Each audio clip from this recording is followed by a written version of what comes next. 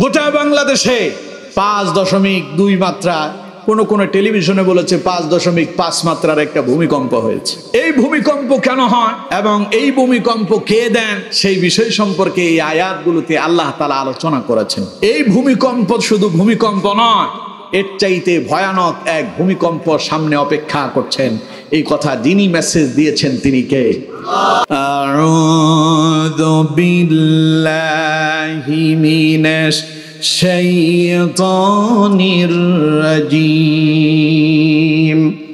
বিসমিল্লাহির রাহমানির রাহিম।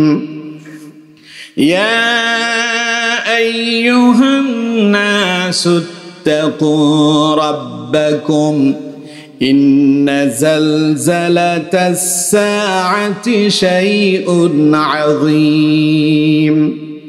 ইয়াওমা তারাওনাহা তাযহালু কুল্লু মুরদি'আতিন আম্মা আরদা'আত وتضع كل ذات حمل حملها وترى الناس سكارى وما هم بسكارى ولكن عذاب الله شديد صدق الله العظيم। সম্মানিত বন্ধুগণ, প্রিয় ভাই সাহেব, আমি আপনাদের সামনে কোরআনুল কারীমের অত্যন্ত গুরুত্বপূর্ণ একটি সূরা সূরাতুল হজ থেকে 2টি আয়াতে কারিমা তিলাওয়াত করেছি। আমাদেরকে কোরআন সম্পর্কে আমাদের নলেজ, আমাদের জ্ঞান থাকতে হবে। আমাদের কাছে কোরআনের জ্ঞান নাই বলে আমাদের ভাগ্যের পরিবর্তন হচ্ছে না, ঠিক না? স্বাধীনতার 54 বছরে দেশে কত দুর্নীতি হলো, চাঁদাবাজি হলো, বারবার দুর্নীতিতে চ্যাম্পিয়ন হলো। কেউ তাদেরকে প্রশ্ন করলো না যে তোরাই ক্ষমতায় আসিস, বারবার যতবার ক্ষমতা এলি শুধু আমাদের টাকা পয়সাগুলো নিজেদের পকেটে ঢুকায়া বেগম পাড়ায় বাড়ি বানালি, ডুপ্লেক্স বাড়ি বানালি, এরপরে মার্সিডিজ গাড়ি কিনলি, এত কিছু তোদের হলো, তোদেরকে ক্ষমতা বসায় আমাদের কি হলো? আজ পর্যন্ত এই প্রশ্ন আমরা কেউ করি নাই, ঠিক কিনা? করবো কি করে? কোরআন সম্পর্কে যে আমাদের জ্ঞান নাই। হযরত ওমর অদ্দজাহানের খলিফা ছিলেন। অদ্দজাহান বুঝতেছেন তো? সমগ্র পৃথিবীর অর্ধেক যিনি শাসন করেছেন। আমাদের মানচিত্র ছোট্ট একখান মানচিত্রের, গোটা মানচিত্র, বিশ্ব মানচিত্র ধরে দেখেন, বাংলাদেশে খুঁজেই পাবেন না, এত ছোট। এই ছোট্ট মানচিত্রের এই ছোট্ট বাংলাদেশ, এই বাংলাদেশের ক্ষমতার জন্য কত মারামারি, কত ফারাবারি, কত সন্ত্রাস আছে না নাই? সবাই বলেন আছে না নাই? আর ওমর ওই যে মানচিত্র দেখেন, মানচিত্রের অর্ধেক শাসন করেছেন। সুবহানাল্লাহ কোন? সেই ওমর, তিনি রাসূলুল্লাহর অন্যতম ছাত্র ছিলেন, অন্যতম সাহাবী ছিলেন, যারা রাসূলুল্লাহর মজলিসে বসে নবীর চেহারা মোবারক দেখে দেখে রাসূলুল্লাহর জবান থেকে কথাগুলো শুনেছিলেন। এমন ওমর যখন রাষ্ট্রনায়ক হলো, রাষ্ট্রনায়ক হওয়ার পরে হযরত ওমর একদিন মসজিদের মিম্বারে দাঁড়িয়ে বক্তব্য দিতে গেলেন। সামনে থাকা তার দেশের একজন সাধারণ নাগরিক দাঁড়ায় গেল, দাঁড়িয়ে বলল, ইয়া আমিরুল মুমিনিন, কথা বন্ধ করেন, আমার একটা প্রশ্ন আছে, আগে প্রশ্নের জবাব দেন, তারপরে কথা শুনবো আপনার। কারে বলতেছে? রাষ্ট্রনায়ক। খালি ওমর নাকি? রাষ্ট্রনায়ক প্রেসিডেন্টকে বলছে কথা বন্ধ করেন, জবাব দেন, আগে আপনারে প্রশ্ন করব। ওমর কি বলেছিল? আমার সেনাবাহিনীরা কই? এই লোক কয় কি? আমি বক্তব্য দিচ্ছি, আমার বক্তব্য থামাইতে কয়, পরে ধরো জেলখানায় বন্দি করো, বলছিল? ওমর গোলামের মতো বললেন, যদিও রাষ্ট্রনায়ক। ওমর গোলামের মতো স্থির হয়ে গেলেন, থেমে গেলেন। ওমর বললেন, কি তোমার প্রশ্ন? করো প্রশ্ন, তুমি কি জানতে চাও বলো। লোকটা বলল, ইয়া আমিরুল মুমিনিন, অন্যায় অপরাধ হলে ক্ষমা করবেন। রাষ্ট্র থেকে সব নাগরিকের জন্য উপহার হিসেবে, হাদিয়া হিসেবে এক টুকরো কাপড় এসেছে, এক টুকরো কাপড় আমিও পেলাম।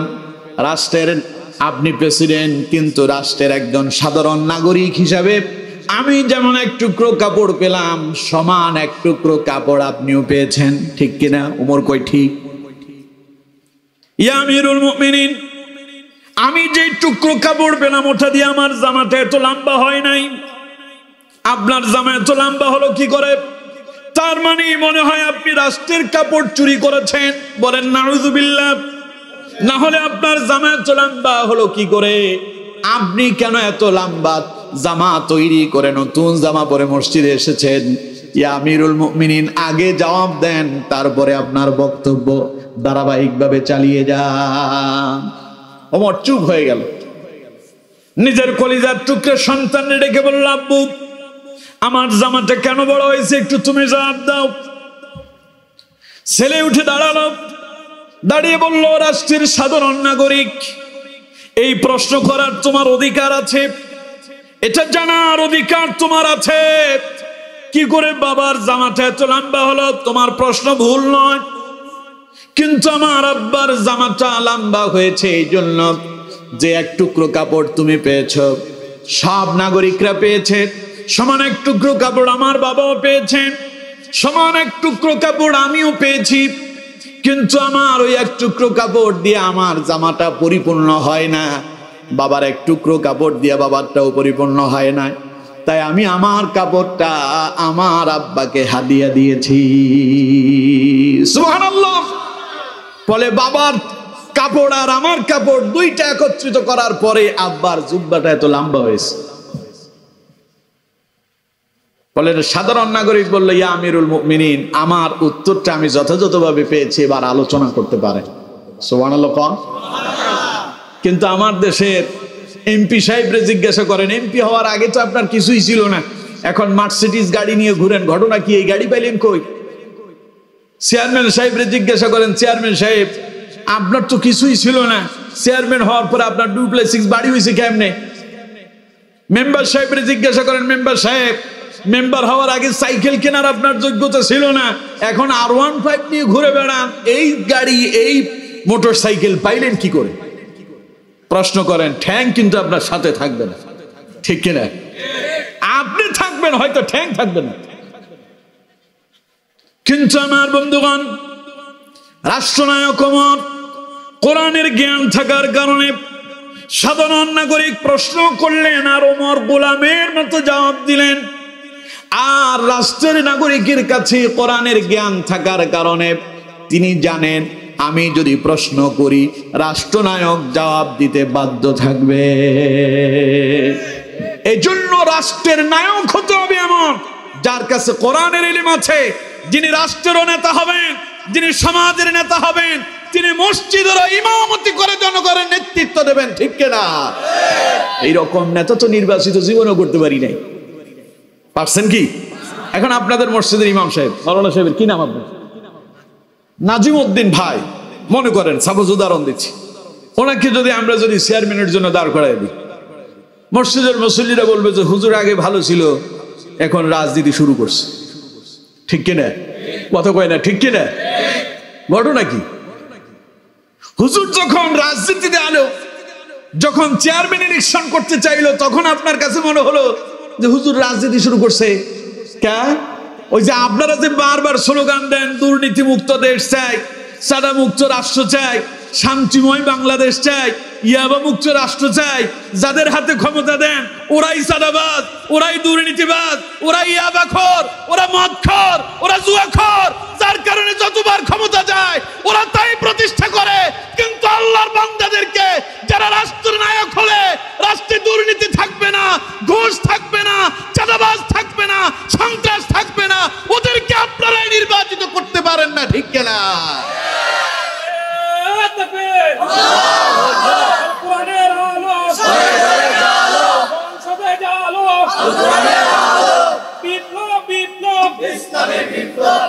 অসুবিধা হচ্ছে আপনাদের? এই জন্য কয় যে বাপরে বাপ হুজুর রাজনীতি করে। রাজনীতি খুব খারাপ জিনিস নাকি? রাজনীতি খুব খারাপ জিনিস, কিন্তু ওনাদের জন্য এটা খুব আরামের জিনিস। হুজুর করলে খারাপ, উনি করলে আরাম। তার মানে জিনিস যদি এত খারাপ হয় আপনি করেন কে? আপনি কি করে রাজনীতিতে ঢুকলেন? এত খারাপ জিনিস যখন রাজনীতি হয়ে গেল, রাষ্ট্র রাসূলুল্লাহ তো চালান নাই, কথা কয় না, চালান নাই। রাসূলের পরে আবু বকর রাষ্ট্রনায়ক ছিলেন না, আর রাসূলের আবু বকরের পরে ওমর খালি রাষ্ট্রনায়ক নয়, অর্ধ পৃথিবী শাসন করেছে। সুবহানাল্লাহ। এই তো আমাদের কোরআনের জ্ঞান নাই। আমরা মনে করি কোরআন খালি হুজুরদের জন্য, মাওলানা সাহেবদের জন্য, ওনারা পড়বে, ওনারা জানবে, ওনারা বুঝবে, ওটা মসজিদে চলবে, ওটা দিয়ে ময়দান চলবে না, ওটা দিয়ে রাষ্ট্র চলবে না। এই জন্য আমাদের হেদায়েত কপালে ছুটে না। স্বাধীনতার 54 বছরে ওই যে বঙ্গবন্ধু প্রথম এক ভাষণ দিতে গিয়ে বলছিল যে সব রাষ্ট্র দেখেছি, স্বাধীনতার পরে কেউ পেল কয়লার খনি, কেউ পেল স্বর্ণের খনি, আমি পেলাম চোরের খনি, কারণ নিজের কম্বলটাই চুরি হয়ে গেছে। সেই যে চোরের এক স্লোগান শুনলাম, আজ পর্যন্ত চুরি বন্ধ হলো না, ঠিক কিনা? বন্ধ হওয়ার জন্য একটাই পথ, তার নাম, সবাই বলেন তার নাম। এ কোরআনের পক্ষে থাকবেন তো? সবাই বলেন পারবেন তো ইনশাআল্লাহ? আল্লাহ আমাদেরকে কবুল করুন, বলুন আমিন। দেখুন, আপনারা এক কথায় সঠিক উত্তর দিতে না পারাতে আমার কত জায়গায় ঘুরতে হয়েছে। তাহলে আমাদের কোরআন সম্পর্কে নলেজ, আমাদের জ্ঞান থাকতে হবে। কোরআন আমরা সকলেই পড়ার জন্য চেষ্টা করব ইনশাআল্লাহ। শুধু পড়বো না, অর্থ সহ পড়ার চেষ্টা করব, বোঝার চেষ্টা করব, দেখবেন জীবনের পরিবর্তন আসবে ইনশাআল্লাহ। আল্লাহ কবুল করুন, পড়ুন আমিন। আল্লাহ রাব্বুল আলামিন বলছেন, ইয়া আইয়ুহান নাসুত্তাকু রাব্বাকুম। আল্লাহ পাক বলছেন, হে মানব গোষ্ঠী, ইয়া আইয়ুহান নাস, হে মানব সম্প্রদায়, ইত্তাকু, ভয় করো, রাব্বাকুম, তোমাদের প্রতিপালককে। ইন্না জালজালাতাস সাআতি শাইউন আযীম, নিশ্চয়ই কিয়ামতের প্রকম্পন হবে অত্যন্ত এক ভয়ঙ্কর ব্যাপার। ইয়াউমা তারাউনাহা তাযহালু কুল্লু মুরদিআতিন আম্মা আরদাআত, যেই দিন এই ভূমিকম্প তোমরা দেখবে, সেই দিনকার অবস্থা হবে এমন যে একজন মা, তার দুগ্ধদানকারী মা তার দুগ্ধ শিশুকে উপেক্ষা করবে। ওয়াতাদউ কুল্লু যাতি হামলিন হামলাহা, এবং গর্ভধারণী মা, যাদের পেটে সন্তান আছে, এমন গর্ভধারণী নারীরা তাদের সন্তানকে ভূমিষ্ঠ করে ফেলবে। ওয়াতারান নাসা সুকারা, সেই দিন মানুষ হবে পাগলের মতো, মানুষ হবে মাতালের মতো। ওয়ামা হুম বিসুকারা, যদিও তারা মোটেও মাতাল নয়। ওয়ালাকিন্না আযাবাল্লাহি শাদীদ, বস্তুত মূলত আল্লাহর আযাব বড়ই কঠিন। এই হচ্ছে আয়াতগুলোর সরল অনুবাদ। আশা করছি আপনারা অনুবাদের দিকেই লক্ষ্য করলেই বুঝতে পারছেন আজকের আলোচনাটা কোন দিকে যাবে, ঠিক কিনা? কিছুটা আপনারা ধারণা পেলেন তো নাকি? এটা হলো আপনার যখন সংবাদ প্রচার হয় টেলিভিশন, সংবাদ বলার আগে শিরোনাম বলে, ঠিক কিনা? তো এখন শিরোনাম বললাম, এবার বিস্তারিত আমরা আলোচনা শুনবো ইনশাআল্লাহ। আমার বন্ধুগণ, আজকে আমাদের দেশে একটা ভয়াবহ ঘটনা ঘটেছে, জানেন কি আপনারা? তা কি হয়েছিল? কন্ত ভূমিকম্প। 10:38 বা 40 মিনিটে গোটা বাংলাদেশে 5.2 মাত্রা, কোন টেলিভিশনে বলেছে 5.5 মাত্রার একটা ভূমিকম্প হয়েছে। এই ভূমিকম্প কেন হয় এবং এই ভূমিকম্প কে দেন, সেই বিষয় সম্পর্কে এই আয়াতগুলোতে আল্লাহ তাআলা আলোচনা করেছেন। এই ভূমিকম্প শুধু ভূমিকম্প নয়, এর চাইতে ভয়ানক এক ভূমিকম্প সামনে অপেক্ষা করছেন। এই কথা যিনি মেসেজ দিয়েছেন তিনি কে?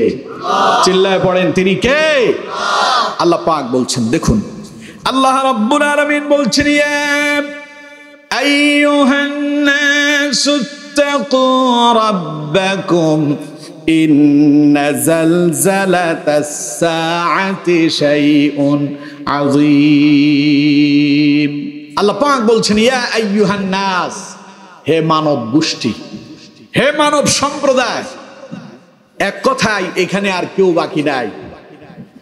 একেবারে পৃথিবীর সবচাইতে ছোট্ট নাগরিক থেকে শুরু করে বড় নাগরিক পর্যন্ত সকলকে আল্লাহ তাআলা সম্বোধন করে বললেন, কে কালো আর কে সাদা, কে ধনী কে গরিব, কে মুসলিম কে অমুসলিম, কোনো ভেদাভেদ নাই। সমগ্র পৃথিবীর মানব গোষ্ঠীকে আল্লাহ তাআলা ডেকে বলছেন, ইয়া আইয়ুহান নাস, হে মানব গোষ্ঠী, হে মানব সম্প্রদায়, হে মানব মণ্ডলী, ইত্তাকু রাব্বাকুম, তোমরা তোমাদের রবকে ভয় করো। আমার বন্ধুগণ চিল্লায় কন্ত দেখে আমাদের রবকে। কোন সন্দেহ আছে? না। যদিও এখানে আল্লাহ তাআলা বলতে পারতেন ইয়া আইয়ুহাল্লাযীনা আমানু, ঈমানদারেরা, ইত্তাকু রাব্বাকুম, তোমরা তোমাদের রবকে ভয় করো, কিন্তু এই কথা না বলে আল্লাহ পাক বললেন ইয়া আইয়ুহান নাস ইত্তাকু রাব্বাকুম, হে মানব গোষ্ঠী, মানব সম্প্রদায়, তোমরা তোমাদের রবকে ভয় করো। তার মানে রব মানে শুধু আল্লাহ নয়, রবের একটা ব্যাখ্যা আছে না নাই? সবাই বলেন আছে না নাই? রব মানে হলো প্রতিপালক। রব মানে কি? প্রতিপালক মানে যিনি লালন পালন করেন। আমাদেরকে যিনি লালন পালন করেন তিনি কে? আল্লাহ। চিল্লায় বলেন না তিনি কে? আল্লাহ।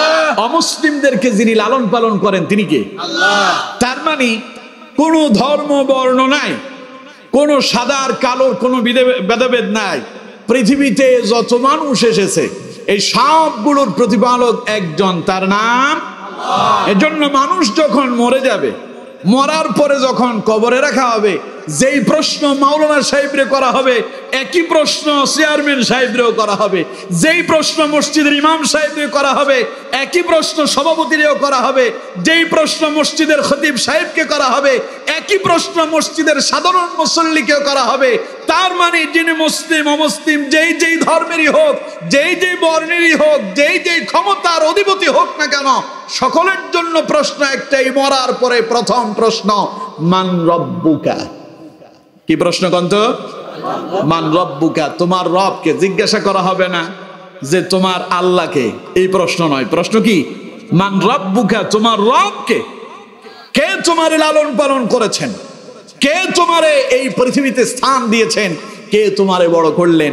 কে তোমারে লালন পালন করলেন? কন্ত দেখি আমাদেরকে যিনি লালন পালন করেছেন তিনি কে? আল্লাহ। আমরা আবার অনেকে চিন্তা করবো, হুজুর কইলেন কি আপনি? আমি জানি দুনিয়া আসার পরে মা আমারে দুধ পান করালো, মা আমারে লালন পালন করছে, বাবা আমার জন্য কাপড় চোপড় কিনে নিয়ে আসছে, বাবা আমারে মাদ্রাসায় স্কুলে মক্তবে পাঠালো, আমি জানি আমার বাবা আমারে লালন পালন করছে। আপনি কোন যে আল্লাহ করছে, ঘটনা কি? বুঝলাম তোমার বাপ তোমার মা তোমার লালন পালন করছে, তোমার কথা ঠিক আছে, যুক্তি আছে, কিন্তু দুনিয়ায় আসার আগে 10 মাস যে তুমি তোমার মায়ের গর্ভে ছিলে, ওই 10 মাস কে তোমারে লালন পালন করলো? কে করছে? আল্লাহ। সেখানে তো তোমার জ্বর হয় নাই, আমাশা হয় নাই, পেটে ব্যথা হয় নাই, ডায়রিয়া হয় নাই, তোমার জন্য স্পেশাল ডাক্তারের কোনো খরচপাতি লাগে নাই, তোমার নিয়ে আইসিইউতে রাখা লাগে নাই।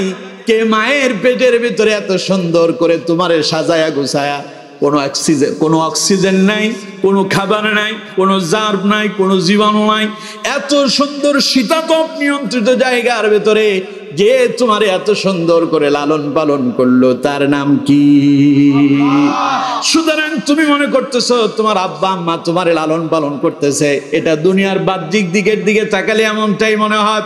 আসলে তোমার আব্বা আম্মা তোমার লালন পালন করে নাই। আব্বা আম্মা তোমার মুখে খাবার তুলে দেয়, আব্বা আম্মা তোমার পোশাকের প্রয়োজন হলে পোশাক কিনে দেয়, মাদ্রাসায়, মসজিদে, মক্তবে, ভার্সিটিতে, স্কুল কলেজে তোমার ভর্তি করায় দিয়া মানুষ করতে চায়। কিন্তু কন্ত দেখি এই যে আপনি দুনিয়ায় এসেছিলেন তখন আপনি ছিলেন 1 হাত, এখন আপনি আপনার হাতে মেপে দেখেন আপনি 3.5 হাত। এই যে আপনি ছোট্ট মানুষটা ছিলেন, তিলে তিলে যিনি আপনার এত বড় বানালেন তিনি কে? তাইলে কম তো দেখি আপনার হাড়গুলো যিনি বড় করলেন তিনি কে? আপনার মাথাটা মস্তিষ্কটার ভেতরে যিনি জ্ঞান বুদ্ধি দিয়া পরিপূর্ণ করলেন তিনি কে?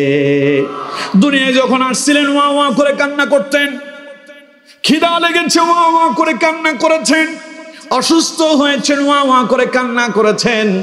কন্ত দেখি ওই যে আপনি এত দুর্বল হয়ে দুনিয়ায় আসলেন, এই দুর্বলতা যিনি দূর করে দিয়া আজ হাঁটার মতো, দৌড়ানোর মতো, নিজের কাজ নিজেকে করার মতো, নিজের মধ্য দিয়ে আরো 10 জনকে পরিচালনা করার মতো এই ক্ষমতা আপনারে যিনি দিলেন তিনি কে?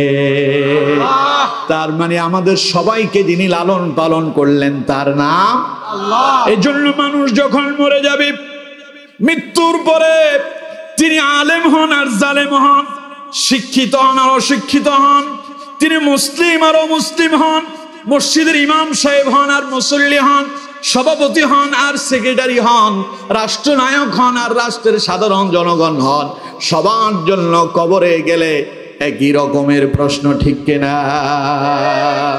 এই জন্য আমার বন্ধুগণ, আল্লাহ রাব্বুল আলামিন বলছেন আমার বান্দারে, ইয়া আইয়ুহান নাসুত্তাকু রাব্বাকুম, দুনিয়ার মানুষরা ভয় করো তারে যিনি তোমাদের রব, তারে ভয় করো। সুবহানাল্লাহ। দুনিয়ার পৃথিবীর কোন ধর্মের লোক পাবেন না যে সেই কথা বলে না সৃষ্টিকর্তা একজন আছেন। এই কথার অস্বীকার কেউই করে না। আমরা যারে আল্লাহ বলি, হিন্দুরা তারে ভগবান বলে, ঠিক কিনা? এরপরে খ্রিস্টানরা তারে গড বলে। কিন্তু সবাই জানে তারা একজন স্রষ্টার মাধ্যমে সৃষ্টি হয়েছেন, এই কথা কেউই অস্বীকার করে না। কিন্তু বন্ধুগণ আমার, কেউ সেই স্রষ্টাকে মেনে তার দেওয়া বিধান মোতাবেক জীবন পরিচালনা করে, যারা তার রবকে মেনে তার দেওয়া জীবন মোতাবেক, তার দেওয়া বিধান মোতাবেক জীবনটারে পরিচালনা করে, যারা দুনিয়া আখিরাতের কল্যাণকামী হলো তারা। আর তাদেরকে আল্লাহ পাক মুমিন আর মুসলমান বলে পরিচয় দিয়ে দিয়েছেন। সুবহানাল্লাহ পড়ে। সুতরাং বন্ধুগণ আমার, তাহলে আমাদের সবার রব, সবাই বলেন আমাদের সবার রব আল্লাহ। যদিও অমুসলিমরা বিশ্বাস করতে পারে না যে আল্লাহ তাদেরকে লালন পালন করতেছেন, কিন্তু আল্লাহ কয় আমি তোদেরকে লালন পালন করি। পৃথিবীর মানব গোষ্ঠী যে তোদেরকে সৃষ্টি করেছে, যে তোদেরকে লালন পালন করে, ইত্তাকু রাব্বাকুম, তোমরা তোমাদের সেই প্রতিপালককে, সেই রবকে ভয় করো। কেন ভয় করবেন? শেষে এবার সতর্কবার্তা দিলেন, ইন্না জালজালাতাস সাআতি শাইউন আযীম, সামনে এক ভয়াবহ ভূমিকম্প অপেক্ষা করছে। যেই দিন কিয়ামত হবে, আল্লাহ পাক বলেন সেই দিন অত্যন্ত ভয়ানক এক ভূমিকম্প হবে। আযীম বলা হয়েছে, আযীম বলা হয় তাকে যার কোনো সীমারেখা নাই। এটা যে কি পরিমাণ হবে এটা সম্পর্কে কারো ধারণাই নাই। কথা বুঝতেছেন? তাইলে যে ভূমিকম্প হবে, পৃথিবীর বর্তমান সময় ভূমিকম্প হলে একটা পরিমাপ করা যায় কত ডিগ্রিতে হয়েছে এটা। যেমন আজকেরটা কত বললো? 5.5 ডিগ্রি, আবার বললো যে 5.2। অর্থাৎ এখানেও একটা গৌরমিল আছে। কিন্তু বন্ধুগণ আমার, আল্লাহ তাআলা বলছেন যেই দিন আমি এক ভূমিকম্প দেব, কিয়ামতের ভূমিকম্প যেটা হবে, ইন্না জালজালাতাস সাআতি শাইউন আযীম, ওটা যে কত ভয়াবহ হবে যার সীমা রেখাই নাই। আগে বললেন আমারে ভয় করো, পরে বললেন সামনে এক ভয়ানক ভূমিকম্প আছে। তার মানে বোঝা যায় সেই ভূমিকম্প এলে পরে মানুষের অবস্থা ভালো হবে না খারাপ হবে? সবাই বলেন না, ভালো না খারাপ? আজকে যেখানে ভূমিকম্পটা উৎপত্তি হয়েছিল, সেখানে যখন ভূমিকম্প শুরু হলো, সেখানকার গার্মেন্টস কর্মী যারা ছিলেন সকলে দৌড়ায় বিল্ডিং থেকে বেরিয়ে এসছে, রাস্তায় এসে দাঁড়ায় আছে বাঁচার জন্য, পাগলের মতো হয়ে গেল।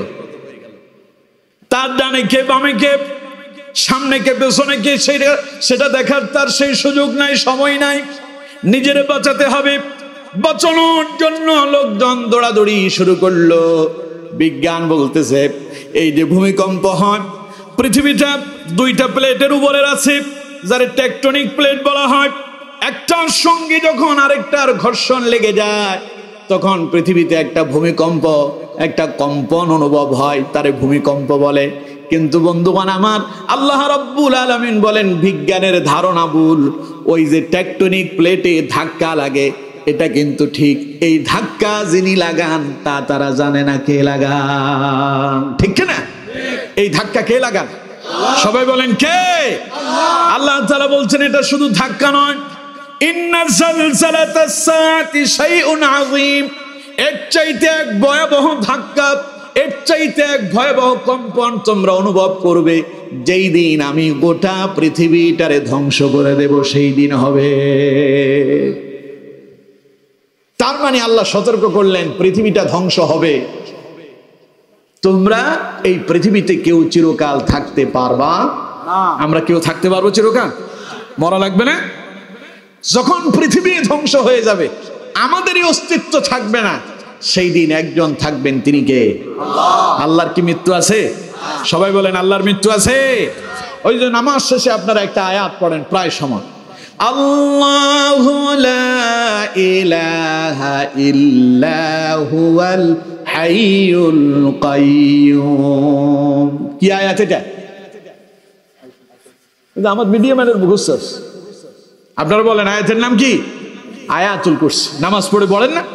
ফরজ নামাজের সালাম ফেরানোর পরে এটা পড়বেন। রাসূল বলেছেন যে ব্যক্তি এই আয়াতে কারিমা তিলাওয়াত করবে ফরজ নামাজের শেষে, পরবর্তী ওয়াক্তের আগে যদি তার মৃত্যু হয়ে যায়, তার মৃত্যু হতে দেরি, জান্নাতে যেতে দেরি হবে না। সুবহানাল্লাহ। এই আয়াতের উপর আমল করবেন। কি বলছেন এই আয়াতে আল্লাহ? দেখুন, আল্লাহ রাব্বুল আলামিন বলছেন আল্লাহু লা ইলাহা ইল্লা হু, তিনি আল্লাহ, যিনি ছাড়া আর কোনো ইলাহ নাই। আল হাইয়ুল কাইয়্যুম, তিনি চিরঞ্জীব, তিনি চিরস্থায়ী, তিনি অনাদি, তিনি অনন্ত, তিনি ছিলেন, তিনি আছেন, তিনি থাকবেন। সুবহানাল্লাহ পড়ে। পৃথিবীর সব ধ্বংস হয়ে যাবে। কুল্লু মান আলাইহা ফানি ওয়া ইয়াবকা ওয়াজহু রাব্বিকা যুল জালালি ওয়াল ইকরাম। আল্লাহ পাক বলছেন কুল্লু মান আলাইহা ফান, পৃথিবীতে যা আছে সব কিছু ধ্বংস হয়ে যাবে। ওয়া ইয়াবকা ওয়াজহু রাব্বিকা যুল জালালি ওয়াল ইকরাম, একজনের ধ্বংস নাই, যিনি হলেন মহামান্বিত সর্বশ্রেষ্ঠ, তার নাম রব্বুল আলামিন। চিল্লায় পড়েন আল্লাহু আকবার। তোমাদের রবের ধ্বংস নাই, গোটা পৃথিবী ধ্বংস হয়ে যাবে।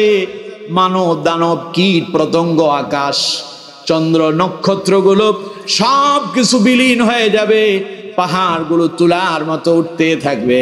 আল্লাহ পাক বলেন সেই দিন সব যখন শেষ হয়ে যাবে, একজনের রাজত্ব থাকবে, তিনি কে? সুতরাং মরে যাবার, পৃথিবী থেকে চলে যেতে হবে, পৃথিবী ধ্বংস হবে, ভয়ানক এক ভূমিকম্প হবে। ওই ভূমিকম্পরে নয়, তোমরা আল্লাহকে ভয় করো, তোমাদের রবকে ভয় করো। পৃথিবী যখন ধ্বংস হবে, তোমরা সবাই মরে যাবে। মরার পরে যার সামনে দাঁড়াতে হবে, তিনি কে? আল্লাহর সামনে দাঁড়ানো লাগবে। বিশ্বাস হয়? সন্দেহ আছে? কেউ কেউ মনে করেন মরার পরে কে আবার সৃষ্টি করবে? আমি তো মাটির সঙ্গে মিশে যাব, কে আমারে তৈরি করবে? আমার বন্ধুগণ, মানুষ যখন মরে যায়, মৃত মানুষের কবরের কাছে গিয়া তারে মাটি দেওয়ার সময় আপনারা সবাই একটা দোয়া পড়েন, মিনহা খালাকনাকুম ওয়া ফিহা নুঈদুকুম ওয়া মিনহা নুখরিজুকুম তারাতান উখরা। পড়েন না?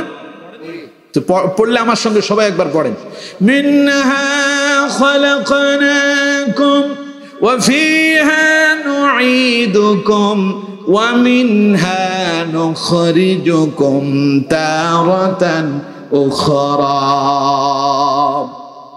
কত মানুষ মরল, আপনার বাপ মরল, আপনার মা মরল, চাচা মরল, দাদা মরল, জ্যাঠা মরল, দাদি মরল, নানা মরল, নানি মরল, কত আপনজন চলে গেল আপনার মাঝ থেকে। সবাইরে বিদায় দেওয়ার সময় এই কথাগুলো কবরের পাশে দাঁড়ায় দাঁড়ায় পড়ছেন। কি পড়ছেন জানেন না? জানেন না বলে আপনার জীবনের কোনো পরিবর্তনও আসে না। কি বলছেন জানেন না? আপনি বলছেন মিনহা খালাকনাকুম, মাটি হাতে নেওয়ার আগে না পরে?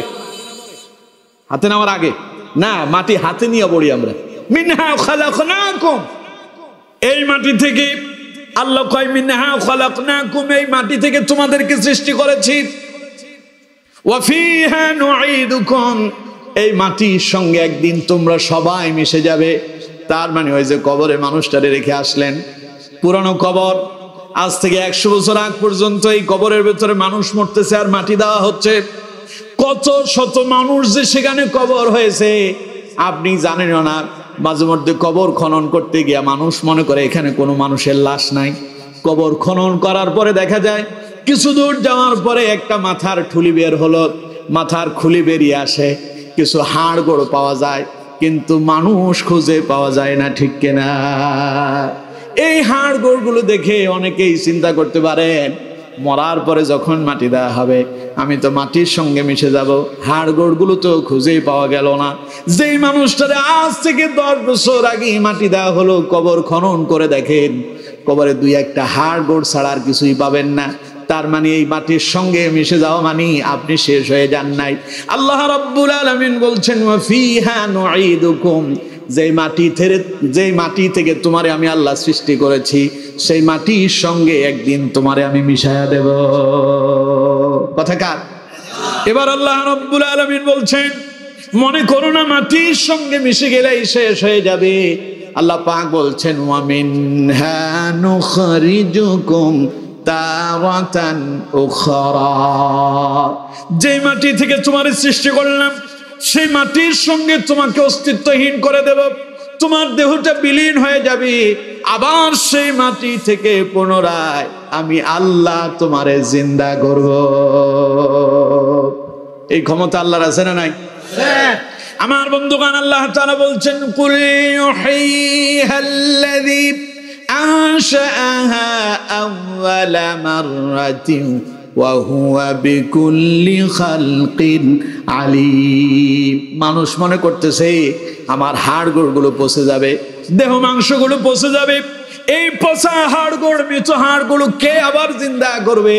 আল্লাহ পাক বলছেন কুল, নবী আপনি বলে দেন ইউহিহাল্লাযী আনশাআহা আউওয়ালা মাররা, যিনি এগুলোর প্রথমবার তৈরি করেছেন তিনি আবার পুনরায় তৈরি করে ফেলবেন। সুবহানাল্লাহ। ওয়া হুয়া বিকুল্লি খালকিন আলীম, তিনি এই সম্পর্কে খুব ভালোই অভিজ্ঞ। সুবহানাল্লাহ কোন নাই? সুতরাং যখন মরবো, মরার পরে শেষ। আল্লাহ কয় পৃথিবীটা ধ্বংস হবে, ভয়াবহ এক ভূমিকম্প হবে, পৃথিবীর অস্তিত্ব বিলীন হয়ে যাবে, তোমরাও মরে যাবে। সুতরাং মরবা যখন, আমার কাছে আসবা তখন, আমার কাছে আসবা যখন গোটা জীবনের হিসাব দিতে হবে তখন, তার মানে গোটা জীবনের হিসাব দেওয়ার জন্য প্রস্তুতি গ্রহণ করো। ভূমিকম্পরে ভয় করে এই কথা বলেন নাই। আল্লাহ পাক বললেন ইত্তাকু রাব্বাকুম, তোমাদের রবকে ভয় করো। তার মানে রব যখন তোমার সৃষ্টি করেছেন, রবের সামনে তোমারে দাঁড়াতে হবে আর গোটা জীবনের হিসাব তার সামনে দিতে হবে। হে মানব গোষ্ঠী, আল্লাহরে ভয় করো, ভয় করো আল্লাহরে। তার মানে কিভাবে আল্লাহরে ভয় করবেন? আল্লাহরে তো আমরা দেখি না। পুলিশ দেখলে বলে সন্ত্রাস দেখবেন পুলিশের ভয়ে, যেই রাস্তায় পুলিশ আছে ওই রাস্তায় সন্ত্রাস নাই, যেই রাস্তায় পুলিশ আছে ওই রাস্তায় ইয়াবাখোর নাই, যে রাস্তায় পুলিশ আছে ওই রাস্তায় জানাকার নাই, যে রাস্তায় পুলিশ আছে সেই রাস্তার ভেতরে মদখোর যায় না, জানে যে সেখানে পুলিশ আমারে দেখবে, দেখলে পরে ধরবে, ধরে পিটনি দিবে, জেলখানায় বন্দি করবে, 6 মাস জেলখানায় ঢাকা রাখবে। এই জন্য পুলিশের ভয়ে সেই রাস্তা দিয়ে যায় না। আল্লাহ রাব্বুল আলামিন বলছেন দুনিয়ার মানুষে তুমি আমারে দেখো না, তবে আমি তোমারে দেখি। তুমি কই যাও, কি করো না করো, দুনিয়ার কেউ তোমারে দেখতে পায় না, যিনি দেখেন তিনি কে? আল্লাহ পাক বলছেন হুয়াস সামিউল বাসীর হুয়াল লাতীফুল খাবীর। আল্লাহ পাক বলেন আমার বান্দা আমি সব জানি, সব দেখি, আর তোমার বিষয়ে সব খবরও আমি আল্লাহ পাক রাখি। সুবহানাল্লাহ। সব খবর আল্লাহর কাছে আছে না নাই? দুনিয়ার পুলিশের চোখে পাখি দিতে পারবেন, সেনাবাহিনীর চোখে পাখি দিতে পারবেন, র্যাব বিডিআরের চোখে পাখি দিতে পারবেন। আপনি চাইলে ডিএসআই যারা আছে, গোয়েন্দা বিভাগের প্রধান যারা, শ্রেষ্ঠ গোয়েন্দা বিভাগ যেটা বাংলাদেশের শ্রেষ্ঠ গোয়েন্দা সংস্থার নাম হলো এনএসআই, চাইলে আপনি তাদের চোখেও ফাঁকি দিতে পারবেন। কিন্তু বন্ধুগণ আমার, আপনি যদি দরজা বন্ধ করে দিয়া রাতের আধারে একাকী যদি আপনার ঘরের ভেতরে কোনো অপকর্ম করেন, ঘরের ভেতরে থাকা আপনার বাবা জানবে না, আপনার স্ত্রী জানবে না, আপনার ভাই জানবে না, আপনার সন্তান জানবে না। কিন্তু বন্ধুগণ ওই একাকিত্ব জীবনে অন্ধকার জায়গায় আপনি কি করেন যিনি জানেন তিনি কে? সুতরাং আমার বন্ধুগণ, আল্লাহ রাব্বুল আলামিন বলছেন, আমার বান্দারে তুমি যা করতেছো সব আমি জানি, সব আমি দেখি। সুতরাং আমারে ভয় করো যে আমি আল্লাহ তোমারে দেখতেছি। তার মানে আল্লাহ দেখছেন, এই কথা যদি কারো ব্রেনের ভেতরে ঢুকে যায়, এই কথা যদি কারো মস্তিষ্কে এসে যায়, আমি কি করি? আমার আল্লাহ সব দেখেন। ওই লোকের দ্বারা কখনো সিনেমা দেখা সম্ভব হবে না, গান বাজনা সে শুনবে না, নামাজ ছেড়ে দেবে না, কোরআন বিরোধী হবে না, ইসলাম বিরোধী হবে না, ইকামতি দ্বীনের বিরুদ্ধে কথা বলবে না, আল্লাহর আইনের বিরুদ্ধে কথা বলবে না। কারণ সে জানে আল্লাহর আইন দিয়ে রাষ্ট্র পরিচালনা করতে হবে, আল্লাহর আইন দিয়ে পরিবার পরিচালনা করতে হবে, আল্লাহর আইন দিয়ে সমাজ পরিচালনা করতে হবে, আল্লাহর আইন দিয়ে নিজের গোটা জীবনটারে পরিচালনা করতে হবে। এই কথা যার মাথার ভেতরে ঢুকে যাবে, ওই ব্যক্তি আল্লাহর ভয়ে দুনিয়ার সব অপকর্ম ছেড়ে দেবে। ঠিক কিনা? এই জন্য আল্লাহ পাক বলছেন, ইত্তাকু রাব্বাকুম, আমার ভয় করো। এখানে বললেন ইয়া আইয়ুহান নাস, মানব গোষ্ঠী আল্লাহর ভয় করো। কিন্তু স্পেশাল ভাবে আমরা যারা আল্লাহর প্রতি ঈমান এনেছি, আমরা যারা আল্লাহকে বিশ্বাস করেছি, আল্লাহ পাক আবার আমাদেরকে স্পেশাল ভাবে ডাক দিয়ে বললেন, ইয়া আইয়ুহাল্লাযীনা আমানু তাকুল্লাহ, হে ঈমানদারেরা, হে মুমিনেরা, হে বিশ্বাসীরা, তোমরা যারা আমি আল্লাহর প্রতি ঈমান এনেছো, আমারে যারা বিশ্বাস করেছো, ইত্তাকু, তোমরা আমি আল্লাহকে ভয় করো, ইত্তাকুল্লাহ, তোমরা আমি আল্লাহকে ভয় করো। এখানে বললেন রব্বাকুম, রবের ভয় করো, আর সেখানে মুমিনদেরকে বললেন তোমরা আল্লাহকে ভয় করো। সুবহানাল্লাহ। কারণ তোমরা তো জানো রব যিনি, আল্লাহ তিনি, ঠিক কিনা? কিন্তু মুসলিমরা সৃষ্টিকর্তারে মানে আল্লাহরে, কথা কয় না, সৃষ্টিকর্তারে মানে আল্লাহরে। কিন্তু মুমিনরা তোমরা জানো রব যিনি, আল্লাহ তিনি। সুতরাং ইয়া আইয়ুহাল্লাযীনা আমানুত্তাকুল্লাহ, ঈমানদারেরা, মুমিনেরা, আল্লাহরে ভয় করো। এবার আল্লাহ পাক বললেন শুধু ভয় করলেই হবে না, হাক্কা তুকাতিহি, যেমনই ভয় করার দরকার তেমনই ভয় করো। তার মানে যা যা ছেড়ে দেওয়ার কথা আল্লাহ বলেছেন সব ছেড়ে দাও। জানা ছেড়ে দাও, বেবিচার ছেড়ে দাও, সন্ত্রাস ছেড়ে দাও, ইয়াবা ছেড়ে দাও, মদের আড্ডা ছেড়ে দাও, জুয়ার আড্ডা ছেড়ে দাও, দুর্নীতি ছেড়ে দাও, টেন্ডারবাজি ছেড়ে দাও, চাঁদাবাজি ছেড়ে দাও। এই সবগুলো শয়তানের পথ, এই পথগুলো পরিহার করে এক আল্লাহর পথ, এক রাসূলুল্লাহর দেখানো পথে ফিরে আসো। ঠিক কিনা? সেই পথে যেতে পারবেন? কথা কয় না, সেই পথে যেতে পারবেন? আল্লাহ আমাদের প্রত্যেককে কবুল করুন, বলুন আমিন।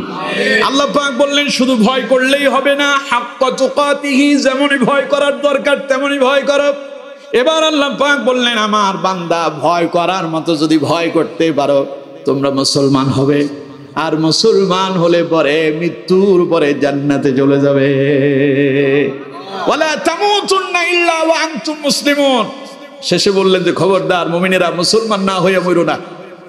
তার মানে খালি আমারে বিশ্বাস করেছো এখানেই শেষ নয়, বরং বিশ্বাস করার পরে আমারে ভয় করো। ভয় করার মতো করতে পারলে মুসলমান হতে পারবে, বলে মরলে জান্নাত পেয়ে যাবে।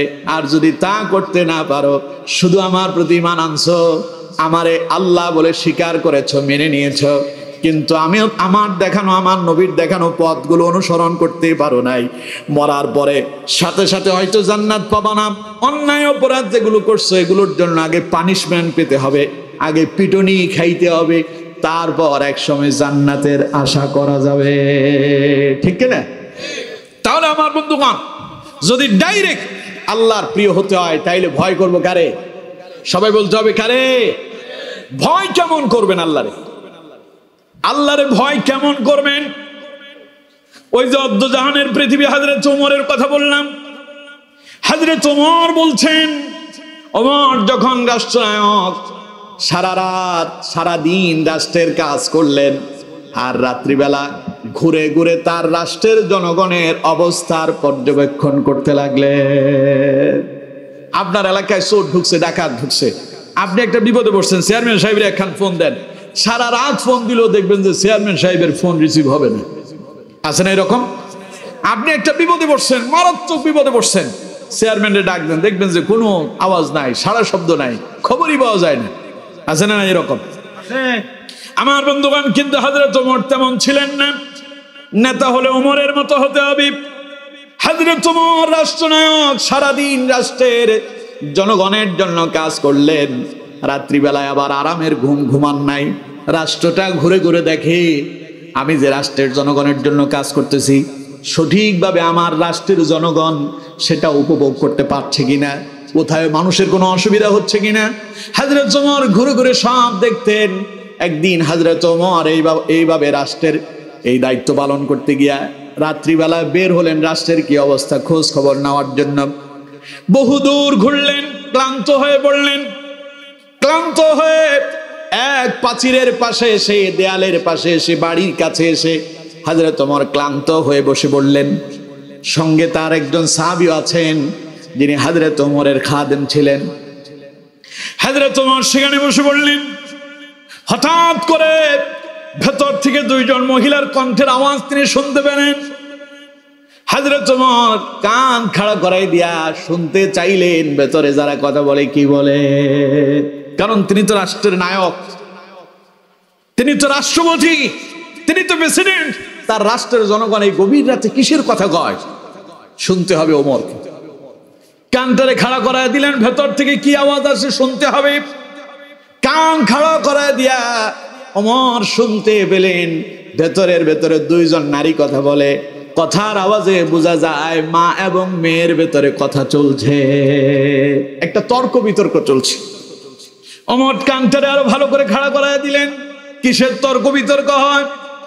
ভেতর থেকে শোনা যায় একজন বলতেছে মা দুধের ভেতরে পানি মিশায় দাও, আরেকজন বলতেছে মা তুমি কি জানো না এই দেশের রাষ্ট্রনায়ক প্রেসিডেন্টের নিষেধাজ্ঞা আছে, দুধের ভেতরে পানি মেশানো যাবে না, সুতরাং মা আমার পক্ষে সম্ভব নয়, আমি দুধের ভেতরে পানি মিশাতে পারবো না।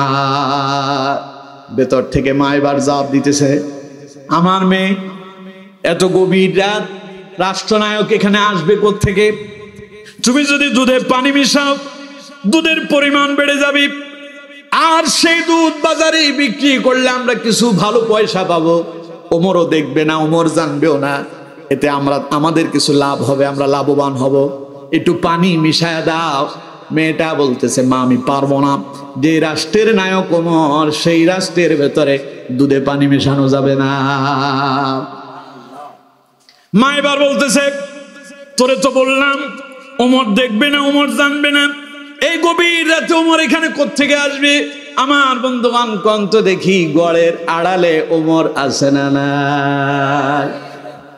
আমার বন্ধুগণ ওরা ওমরের ভয় করতেছে, ওমর দরজার আড়ালে দাঁড়ায় দাঁড়ায় সব শুনতেছে। ওমর আশ্চর্য হয়ে যাচ্ছে, মা বারবার তারে বোঝাচ্ছে কোনো অসুবিধা নাই, পানি মিশায় দাও। ওমর দেখে না, শুনবে না, জানবে না, কিন্তু মেয়ে কিছুতেই রাজি হয় না।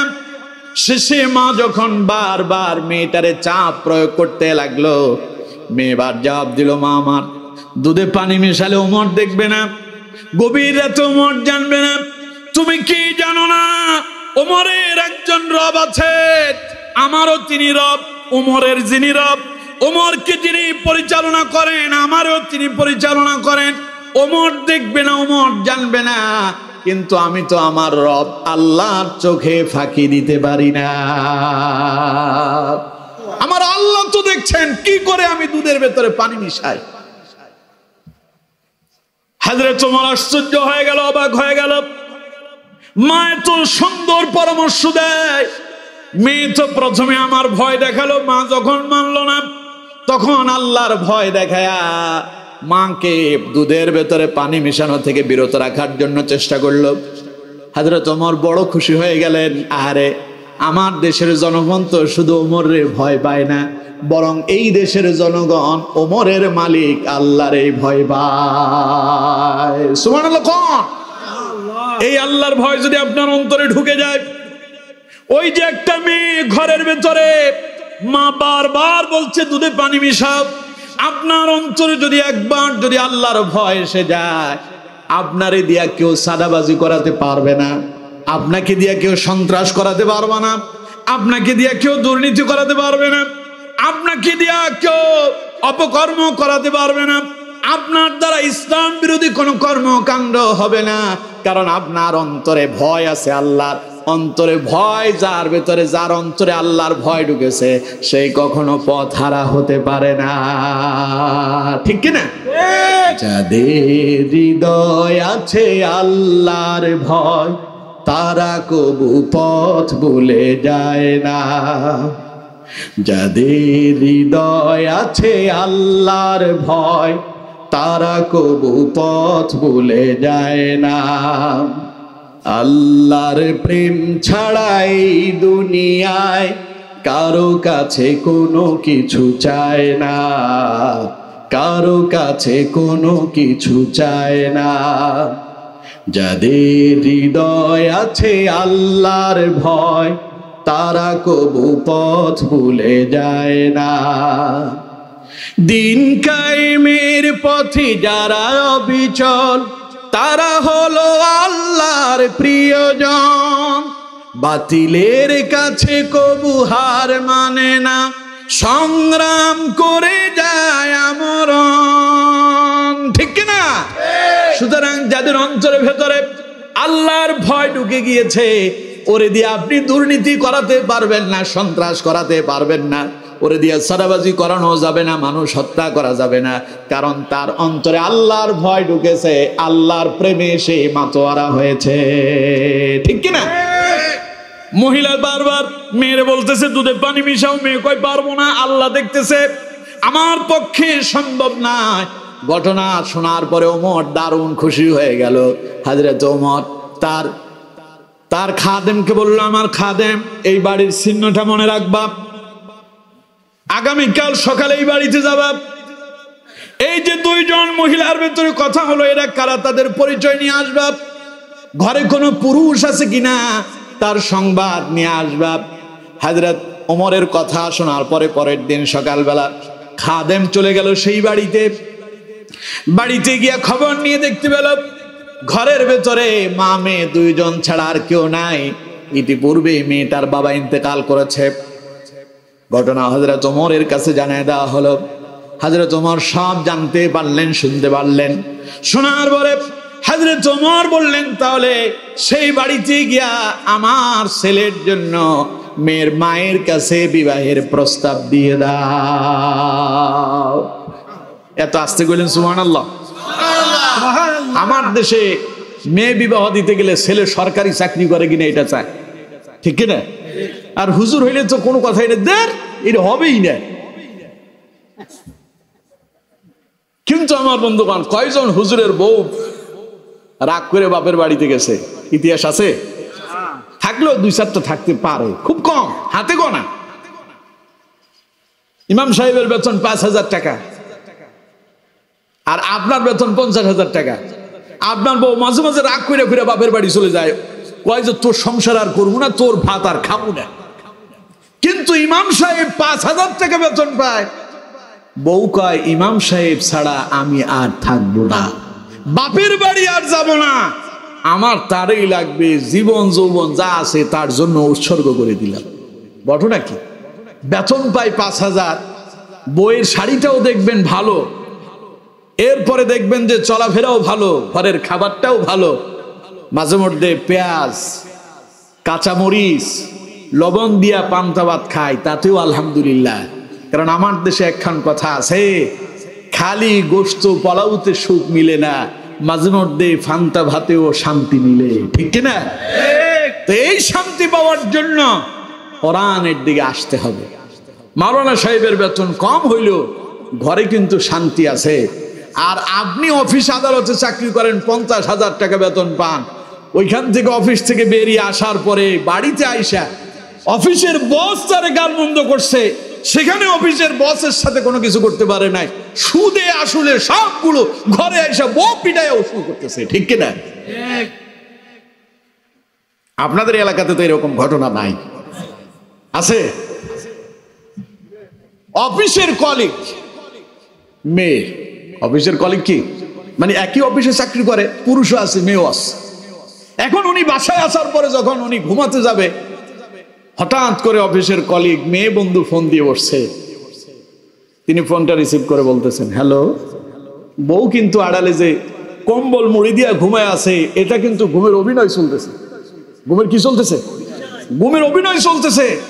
স্বামী বেচারা মনে করছে যে বউ তো ঘুমাইতেছে, আস্তে আস্তে কথা বলতেছে অফিসের সেই কলিগের সাথে, মেয়ে বান্ধবীর সাথে কথা কয়। আর ওইদিকে ওই মেয়ে বলতেছে, দাঁড়া, তোর প্রেম ভালোবাসা ছুটামুনি। যা শুনছে, ওই মেয়ের কাছে একখান মোবাইল আছে, আস্তে উপরে ওই মোবাইলের ভেতরে উনি ভয়েস রেকর্ড চালু করে দিচ্ছে। যা কয় সব রেকর্ড। সকালবেলা লাগছে দুইজনের মারামারি। মেয়ে কয় আমি গেলাম আমার বাপের বাড়ি, ছেলে কয় যে পড়লাম কোন বিপদে, আমি যাব কার বাড়ি? তুমি যাবা কার বাড়ি? কিছুক্ষণ পরে পিটুনি খায়া, নারী নির্যাতনের মামলা খায়া তুমি যাবা জেলখানার বাড়ি, ঠিক না? লাগছে পিটুনি। শান্তি নাই। খালি সরকারি চাকরিতে যে শান্তি তা কিন্তু না, অল্প বেতনেও শান্তি আছে যদি সেটা হালাল পন্থায় হয়। সুতরাং বন্ধুগণ আমার, আপনি বিবাহ দেওয়ার জন্য মেয়েটার জন্য পয়সাওয়ালা ছেলে খুঁজেন, কিন্তু এমন এক পয়সাওয়ালা ছেলের হাতে মেয়েটারে তুলে দিলেন। মেয়ে যখন তার সংসার শুরু করলো, কিছুদিন পর পর পিটুনি খায়া বাড়িতে আসা লাগে। এই দেশে এমন অনেক ঘটনা আছে। সরকারি চাকরি করা ছেলেরা বউ পিটাইয়া দুনিয়া থেকে বিদায় করছে, এরকম আছে না নাই? কারণ সরকারি চাকরি যারা করে তারা বলবে যে হুজুর তো আমাদের 12টা বাজায় দিচ্ছে। না না, আপনাদের 12টা মোটেও বাজাচ্ছে, এরকম ঘটনা ঘটে, তা বলছি আর কি। মাঝে মধ্যে হুজুরদেরও ঘটনা যে ঘটে না যে তা না, ওনাদেরও মাঝে মধ্যে হয়, তবে ওনাদেরটা কম। ইল্লা মাশাআল্লাহ হাজারে দুই একটা, আর অন্যদেরটা হাজারে দেখা যায় যে 999টা, ঠিক না? তো বন্ধুগণ আমার, হযরত ওমর কিন্তু পয়সা কড়ি দেখলেন না, খবর নিলেন আগে বাড়িতে কে কে আছে খবর না। বললো যে বাপ অনেক আগে ইন্তেকাল করছে, মহিলাটা বিধবা, আর এটা হলো ইয়াতীম সন্তান। হযরত ওমর বললেন আমার ছেলের জন্য বিবাহের প্রস্তাব দাও। ছেলেকে বললেন, বাবারে তোমার জন্য আমি একটা মেয়ে পছন্দ করছি, মেয়েটার চেহারা কেমন এখনো আমি জানি না, তবে মেয়েটার অন্তর কেমন আমি তা জানি। আমার আব্বা এমন একটা মেয়ে তোমার জন্য পছন্দ করেছি, যে মেয়ের অন্তরের ভেতরে আল্লাহর সঙ্গে কানেকশন আর সম্পর্ক আছে। তুমি কি এমন মেয়েকে বিবাহের জন্য প্রস্তুত আছো নাকি? ছেলে কয়, আব্বা যে মেয়ের অন্তরের কানেকশন আল্লাহর সঙ্গে আছে, সে মেয়েটাকে বিবাহ করতে আমার কোনো আপত্তি থাকতে পারে না। মেয়ের বাড়িতে বিবাহের প্রস্তাব পাঠানো হলো। মেয়ের মা খুব খুশি।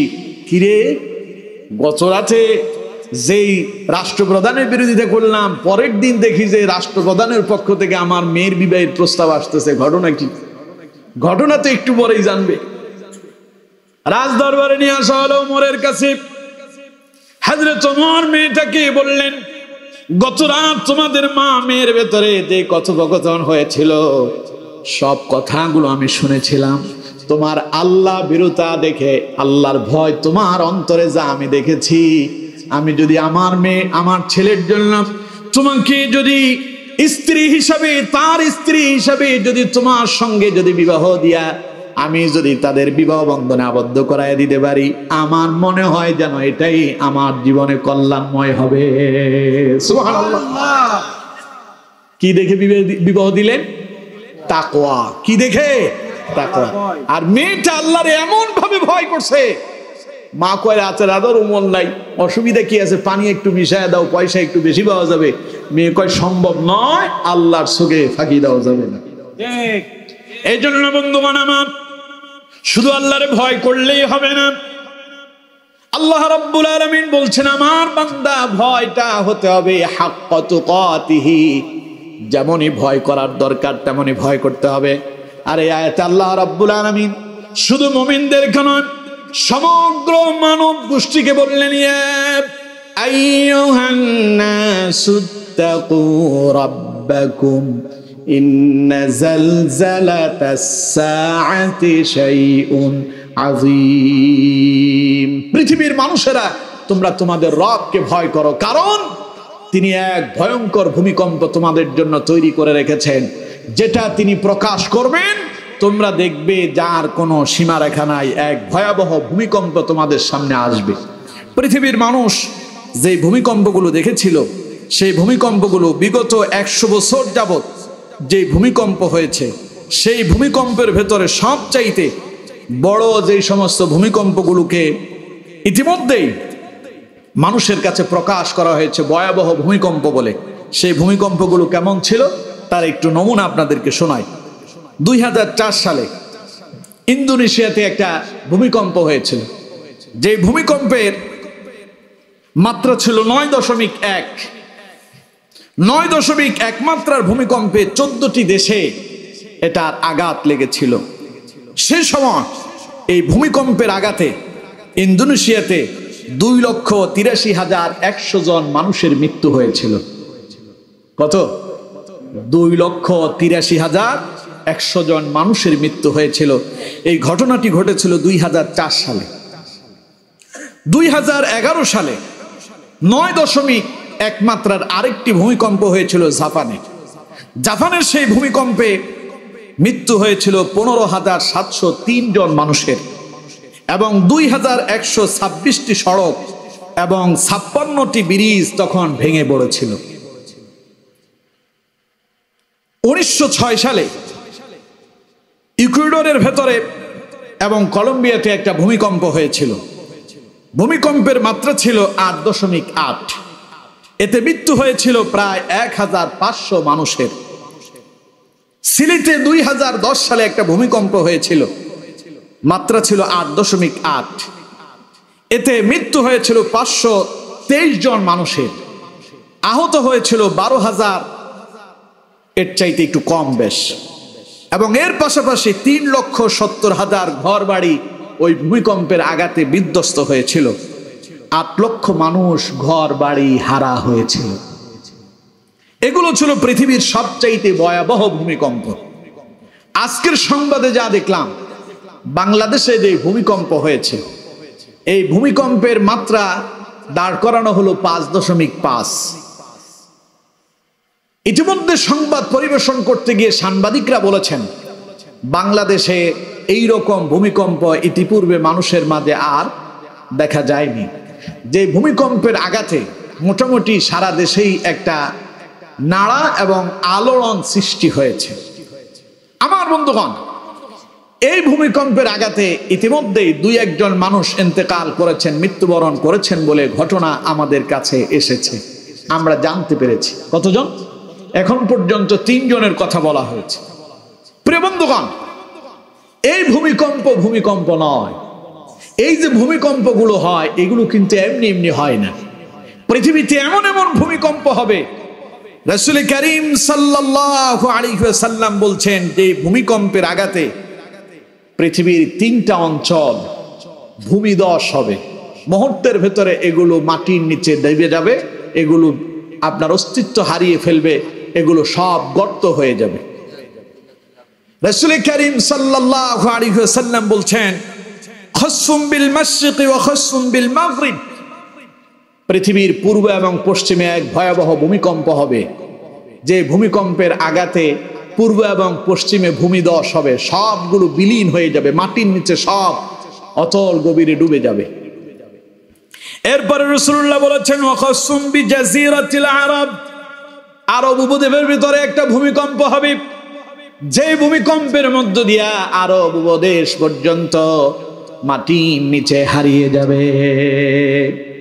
আমার বন্ধুগণ, রাসূল করিম সাল্লাল্লাহু আলাইহি ওয়াসাল্লাম বলছেন, কিয়ামত যত সন্নিকটে আসবে, ওই যে ইন্না জালজালাতাস সাআতি শাইউন আযীম, সেই ভূমিকম্প আসার আগেই পৃথিবীতে ঘন ঘন ভূমিকম্প হবে। সেটার আগে কিছু বার্তা দেওয়া হবে সতর্ক হওয়ার জন্য। ঘন ঘন ভূমিকম্প হবে, ওয়া জালজালাতান, রাসূলুল্লাহ বলেছেন অধিক ভূমিকম্প হবে। আমার বন্ধুগণ, সেই ভূমিকম্পগুলো কেন হবে তাও নবীজি বলেছেন। রাসূলুল্লাহ বলেছেন, ইযা যাহারাতিল কায়নাত ওয়াল মাআজিফ ওয়া শুরিবাতিল খুমুর, যখন পৃথিবীতে বাদ্যযন্ত্র আবিষ্কার হবে, গায়ক গায়িকার পরিমাণ বেড়ে যাবে, নায়ক নায়িকা বেড়ে যাবে, গান বাজনা বেড়ে যাবে, প্রকাশ্যে মদ পান করা হবে। রাসূল বলেন তখন পৃথিবীতে ঘন ঘন ভূমিকম্প হবে। এখন গায়ক গায়িকাদের আবির্ভাব বাংলাদেশে কম না বেশি? কথা কয় না, কম না বেশি? কত যে বের হইল টিকটকার, সব সেলিব্রিটি আছে না নাই? কথা কয় না, আছে না নাই? এই যে এত সেলিব্রিটির মাঝে আসল সেলিব্রিটিরা সব হারায় গেছে। রাসূল বলেছেন এই যে একটা বাইর হইছে কিছুদিন আগে, হিরো আলম, তার পেছনে আরো কত আলম যে বাইর হইছে, এক একটার চেহারা শুরু দেখলে মনে হয় যে কোন জগৎ থেকে আসছে আল্লাহই ভালো জানে, ঠিক কিনা? এরা যখন গান বাজনা চতুর্দিকে ছড়িয়ে দিচ্ছে, আমার দেশের বর্তমানে এক নেতা আছে, নাম বললে তো আপনারা চিনে ফেলবেন। তিনি মাঝে মধ্যে বলেন, কয় যে আমারে কেউ কেউ বানায় দিছে আমি নাকি পাগল। তিনি বলেন ব্রাহ্মণবাড়িয়াতে মনে হয় তার বাড়ি, নাম আমি নাই বলি, আপনারা বুঝে নেবেন। কয় যে আগে বাংলাদেশে দেখেছি শীতকালীন সময় মেলা মিলতো, গানের আসর হতো, যাত্রাপালা হইতো, এখন সব বন্ধ হয়ে কিছু কিছু মাওলানা বাইর হইছে, ওরা এখন ওয়াজ নসিহত করে, গান বাজনা সব বিলীন হয়ে গেছে। এই বৈষম্য আমি মানি না, গান বাজনাও হইতে হবে। ওনার মনে খুব দুঃখ লাগতেছে গান বাজনা কেন হয় না। তার মানে আমরা বুঝি তোমার মনের ভেতরে শয়তান আসর করছে, দিলে দিলে শয়তানের আশ্রয় দিছো বলে আল্লাহর কোরআনের বিরোধিতা করছো। অপেক্ষা করো, তোমার অবস্থা ওই তাগুত শক্তিদের মতোই হবে, ঠিক কিনা? গানের জন্য কি আফসোস লাগে তাদের। অথচ রাসূলুল্লাহ বলেছেন যখন ইজা যাহারাতিল কাইনাত ওয়াল মাআজিফ, যখন এইভাবে গান বাজনা বাদ্যযন্ত্র যখন বেড়ে যাবে, ওয়াশুরিবাতিল খুমুর, এবং যখন মদের আসরগুলো প্রকাশ্যে বসবে, রাসূল বলেছেন তখন পৃথিবীতে কিছুদিন পর পর ঘন ঘন ভূমিকম্প হবে। আর সেই ভূমিকম্পগুলো দেখতে দেখতে একটা সময় মানুষ ভূমিকম্প থেকে বাঁচার জন্য বিভিন্ন পদক্ষেপ গ্রহণ করবে। যেমন আজও যখন ভূমিকম্প হলো, সাথে সাথে আমার মোবাইলে একটা মেসেজ এলো, দেখি যে গুগল শরীফ আমারে মেসেজ পাঠাইছে। গুগল শরীফ আমারে মেসেজ পাঠাইয়া সতর্ক করলে একটু আগে ভূমিকম্প হয়েছে, আপনার কি অবস্থা এখন। ওনারা জানতে চাইলেন আপনার ঘর বাড়িতে যদি কোনো ধরনের কোনো ফাটল থাকে, আপনার গ্যাসের যদি কোনো দুর্গন্ধ থাকে, আপনার কাছে যদি লাগে, তাহলে আপনি দ্রুত আপনার বাসা ত্যাগ করুন। সতর্ক বার্তা। পৃথিবীর মানুষ মনে করে যে ভূমিকম্প আসার আগে কি কি পদক্ষেপ নিলে ভূমিকম্প থেকে বাঁচা যাবে, এই রকম পদক্ষেপগুলো তারা নিতে চায়। যেমন জাপানের কথা বলেছিলাম আমি, সুনামি যখন এলো, ভূমিকম্প, তাদের যেই মেশিন, যেই রাডার তাদেরকে ভূমিকম্পের সিগন্যাল দিবে, সেই রাডার টেরই পায় নাই। সর্বপ্রথম ভূমিকম্পের আঘাতে সেই রাডার গুলোই ধ্বংস হয়েছিল, ঠিক কিনা? এই ভূমিকম্প দেখতে দেখতে এখন ভূমিকম্প থেকে বাঁচার জন্য সিমেন্টের আবিষ্কার হয়েছে, ভূমিকম্প প্রতিরোধক সিমেন্ট। রডের অ্যাড দেওয়া হয়, দেখবেন রডের বিভিন্ন রাস্তার মোড়ে মোড়ে দেখবেন একরকম টেলিভিশনের মতো আর কি, এগুলো কিছু মনিটর লাগানো আছে, রডের অ্যাড দেওয়া হচ্ছে। ভূমিকম্পের সময় রডগুলো এইভাবে একবার ডানে হেলে, একবার বামে হেলে, সামনের দিকে যায়, পেছনের দিকে যায়। ওনারা অ্যাড দেন এগুলো ভূমিকম্প প্রতিরোধক। এই রড যদি ব্যবহার করেন, ভূমিকম্প এগুলোরে আঘাত করতে পারবে না, আপনার বাড়িঘর ভেঙে আপনার মরার কোনো ভয় থাকবে না। মানুষজন একটা সময় এগুলো করতে করতে ভূমিকম্পের আঘাতের কথা মানুষ ভুলে যাবে, যে ভূমিকম্প আসলে আর ভয় পাওয়ার কোনো কারণ নাই। টেলিভিশনে অ্যাড দেয়, ভূমিকম্প আসলে আপনি তাড়াহুড়ো করে ঘর থেকে বের হতে যদি না পারেন, দ্রুত টেবিলের নিচে ঢুকে যান। মাথার উপরে যদি হেলমেট দিতে না পারেন, ঘরের ভেতরে হেলমেট থাকলে হেলমেট পরে নেন। যদি হেলমেট না থাকে, পাতিল দিয়ে হইলেও মাথাটারে ঠেকে নেন, অন্তত কোনোভাবে বাঁচা যাবে। না হলে খাটের নিচে ঢুকে পড়ে, ছাদ ভেঙে পড়লেও খাটের নিচে হয়তো আপনি অক্ষত থাকতে পারেন। এইভাবে মানুষদেরকে সতর্ক করতে করতে একটা সময় মানুষের ভেতর থেকে এই ভূমিকম্পের ভয় চলে যাবে। যখন সব মানুষগুলো ভূমিকম্প দেখতে দেখতে অভ্যস্ত হয়ে যাবে, এমন সময় আরেকটা ভয়ানক ভূমিকম্প এসে যাবে। সেই ভূমিকম্প সম্পর্কে আল্লাহ পাক বলছেন, ইন্না জালজালাতাস সাআতি শাইউন আযীম। ওই যে রডের আর দেখে বাড়িতে নিয়ে এসে সেই রড লাগালাম, বিল্ডিং তোমার ভেঙে পড়বে না, ঘর তোমার ভেঙে পড়বে না, সিমেন্টের অ্যাড দেখে সিমেন্ট লাগালা, ওটা ভূমিকম্প, ওটারে ভাঙতে পারবা না। তুমি যেই যে অ্যাড দেখে দেখে এগুলো নিয়ে আসলে, আল্লাহ পাক বলেন এমন এক ভূমিকম্প আমি আল্লাহ পাক দেব, কিয়ামতের সেই ভূমিকম্পে সব কিছু বিলীন হয়ে যাবে।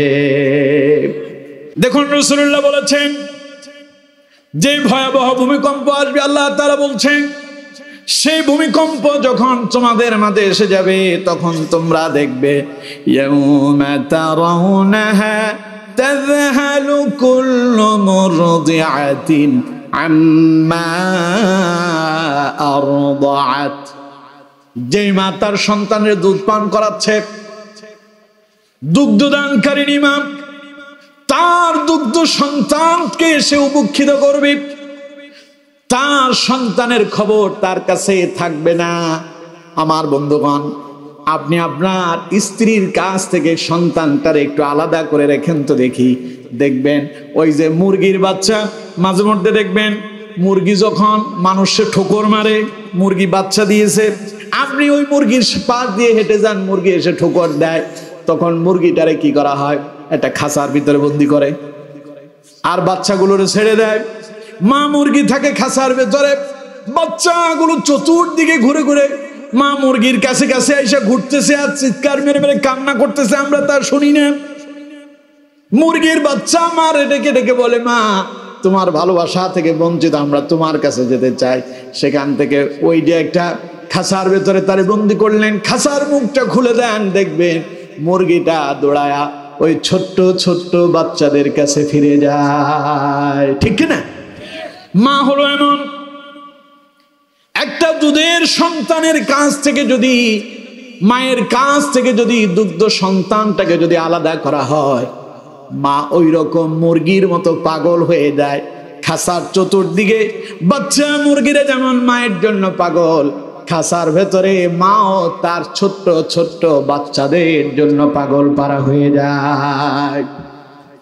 এমন মা, মায়ের কাছ থেকে দুগ্ধ সন্তানটার যদি একটা দিনের জন্য আপনি নিয়ে যান, আগুন লেগে যাবে বাড়িতে, ঠিক কিনা? কত কয় না, ঠিক কিনা? স্বামী স্ত্রীর ভিতরে মাঝে মধ্যে ঝগড়া হয়, বউ রাগ করে বাপের বাড়ি চলে গেছে, এখন মিয়া সাহেব তিনি বাপের বাড়ি থেকে, অর্থাৎ তার শ্বশুর বাড়ি থেকে তার বাচ্চাটারে নিয়ে বললো যে তুই তোর বাপের বাড়ি থাক, আমার বাচ্চা আমি নিয়ে গেলাম। দুধের সন্তান নিয়ে আসছে, মেয়ে সেখানে পাগল পারা হয়ে যায়, বাড়ির আসবাবপত্র যা আছে সব ভেঙে ফেলতেছে, আগুন লাগছে, ঠিক কিনা? কথা কয় না, ঠিক কিনা?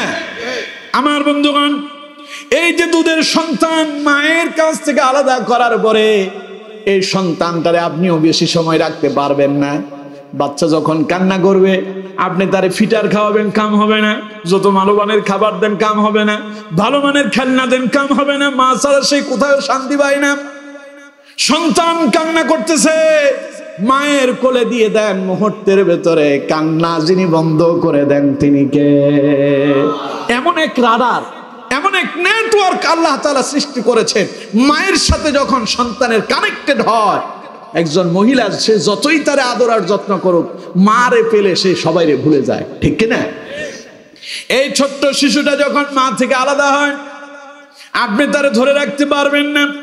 মা তার সন্তান রেখে আপনি রাগ করে আপনার শ্বশুর বাড়ি থেকে আপনার দুধের সন্তানটারে আপনার বাড়ি নিয়ে আসলেন, তার মারে তার বাপের বাড়ি দিয়ে আসলেন, কিন্তু আপনি এই ছোট্ট শিশুটারে বাড়িতে নিয়ে আসার পরে 2-1 ঘন্টা পরে মেয়েটা তার বাপের বাড়ি থেকে সন্তানের জন্য পাগল হয়ে স্বামীর বাড়িতে ফিরে আসে, ঠিক কিনা? আমি যা করছি ভুল হয়েছে, অসুবিধা নাই, আমি তোমার সংসার করব, এরপরে এই বাচ্চার ক্ষতি হইতে দেব না। আল্লাহ তাআলা বলছেন, ইয়াউমা তারাউনাহা তাযহালু কুল্লু মুরদিআতিন আম্মা আরদাআত। যেই দিন সেই ভয়াবহ ভূমিকম্প হবে, সেই দিন যেই দিন তোমরা ওই ভূমিকম্প দেখবে, সেই দিন দুগ্ধদানকারী মা তার দুধের সন্তানটারে ভুলে যাবে, এত আদরের সন্তানের কথা ভুলেই যাবে। মাঝে মধ্যে আমরা দেখি ছোট্ট বাচ্চাটা পানির ভেতরে পড়ে মরে গেছে, এরকম দুর্ঘটনা ঘটে না? আজও এরকম একটা ঘটনা ঘটছে। আমি যেখানে জুমা পড়াই, আমার জুমা মসজিদের মুয়াজ্জিন সাহেব, আমি মসজিদে ঢুকতে বললো যে হুজুর আমার বড় ভাইয়ের ছেলেটা 12টা, আমি ঢুকলাম 12:30টায়, বললো যে 12টার সময় পানিতে পড়ে মরে গেল। ইন্না লিল্লাহি ওয়া ইন্না ইলাইহি রাজিউন। কন্ত এখন মা বাবার কি অন্তরটা ভালো? কথা কয় না ভালো? এই ছোট্ট সন্তানটারে কবরে রেখে আসা হবে, মা তখন পাগলের মতো গলা কাটা মুরগির মতো ছটফট করবে, কবরের কাছে চলে যায় রাতের আধারে। এমনও ঘটনা আমরা দেখেছি, ছোট্ট শিশুটারে হারিয়ে মা পাগল পারা হয়ে যায়। শিশুর কবরের কাছে গিয়া মা কান্না করতেছে, মনে হয় যেন কবরটা থেকে সন্তানটারে উঠায় নিয়ে আসবে। কিন্তু বন্ধুগণ আমার, এই মা যখন সে কিয়ামতের ভয়াবহ ভূমিকম্প দেখবে, মারাত্মক ভূমিকম্প যখন শুরু হয়ে যাবে, আল্লাহ রাব্বুল আলামিন বলছেন, কুল্লু মুরদিআতিন আম্মা আরদাআত, প্রত্যেক দুগ্ধদানকারিণী মা তার দুধের সন্তানকে ভুলে যাবে, সন্তানের প্রতি তার কোনো খেয়াল থাকবে না, নিজেই বাঁচার জন্য নিজে পাগল পারা হয়ে যাবে। ভূমিকম্পের কারণে নিজেই দৌড়াদৌড়ি করবে, তার বাচ্চা রয়ে গেল খাটের উপরে, ওটা সে ভুলেই যাবে। এখানেই শেষ নয়, আল্লাহ রাব্বুল আলামিন বলছেন, এখন তো ভূমিকম্প হলে পরে ফেসবুকে আপনি স্ট্যাটাস দেন, পোস্ট করেন, ভূমিকম্প হয়েছে, বন্ধু তোরা কেমন আছিস রে, এই যে তথ্য জানার জন্য একজন আরেকজনকে আপনারা মেসেজ পাঠান, সেই দিন ভূমিকম্প হবে, মেসেজ দেওয়ার মতো ক্ষমতা কারো থাকবে না। থাকবে? অবস্থা কত ভয়াবহ হবে শুনুন। আল্লাহ রাব্বুল আলামিন বলছেন, ওয়াতাদাউ কুল্লু যাতি হামলিন হামলাহা, এমন এক ভয়ানক ভূমিকম্প হবে, যেই ভূমিকম্পের কারণে যেই সমস্ত নারীরা তাদের পেটের ভিতরে সন্তান ধারণ করেছে, ওই গর্ভবতী নারীদের গর্ভ থেকে সন্তান অটোমেটিক বেরিয়ে যাবে। চিন্তা করতেছেন অবস্থা কত ভয়ানক হবে? মাঝে মধ্যে দেখবেন মহিলারা সন্তান কনসেপ্ট করে, বিড়াল দেখে ভয় পাইছে, কুকুর দেখে ভয় পাইছে, এই ভয়ের কারণে সন্তান পেটের ভিতরে নষ্ট হয়ে যায়। হয় না এরকম?